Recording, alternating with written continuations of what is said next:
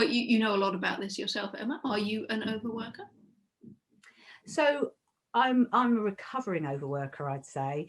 I Throughout my career, I overworked all the time, and not just at work, actually, in everything. So I had a to-do list for everything in my life, which is okay, but it was so big I never had any chance of getting to the bottom of it. So of course, constantly I felt, unfulfilled, really. I never noticed what I was achieving, so I was so focused on what I wasn't.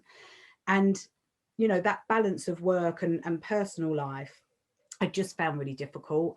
I found that I felt guilty quite a lot of the time. I felt guilty when I was at work, about my young kids. But what I found was more strange is when I was with my kids, I felt guilty about work, and I realized that that wasn't right.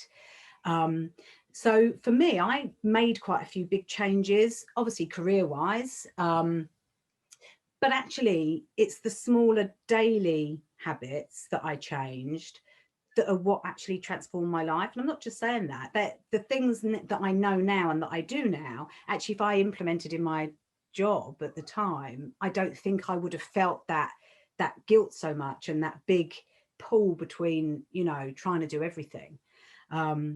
So yeah, I definitely am not an overworker now. I still have moments, but I'm able to catch it, and I'm able to realize that I'm doing it. And at times when I feel most like I must work, I have to go completely against that feeling and just stop and see how I feel the next day. So yeah, so I've learned a lot, and now I love helping my clients that feel like I used to be able to do the same. That brings me great joy now to do that. Mm. I can hear a lot of myself in this as well. I have to do lists for everything. But yes, as you say, I think I've got better as well with age. Interesting where you saying about a few key things that you've changed. Would you be able to share any one of those things that you've changed that particularly you thought you wouldn't be able to do previously? Yeah, so I think probably the biggest is to focus on what's most important to me personally and professionally. And I know this sounds funny, but in a logical way to decide that. So before, I was very driven by my perfectionism and my people pleasing. And so the people pleaser and the perfectionist would find things that were really important and really urgent, that weren't really. Does that make sense? And when I'm not triggered into those modes, so when I'm not stressed, when I'm calm and feel in control, and I'm thinking more from a logical place, I'm able to now get much more clarity on what's most important. So for my business, I have one main thing a month, and I slowly but surely work towards that. And that will be one main project. That's not to say that doesn't include, obviously, marketing on social media, networking. There's a lot of extra things, but I have one main thing. Whereas before, I probably would have had 5 or 6. I mean, who knows how many I thought, because I couldn't choose, and I never made myself choose. And so, of course, then I would have got a little bit done of each at the most.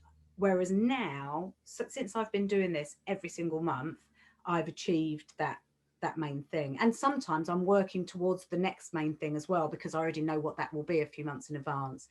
So it's that real focus, but it's also including that personally.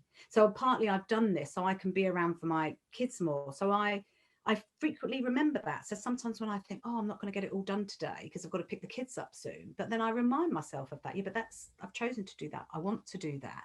That's important to me. So it's just having that real clarity on that focus and working towards it slowly. Yes, and I completely see what I've got.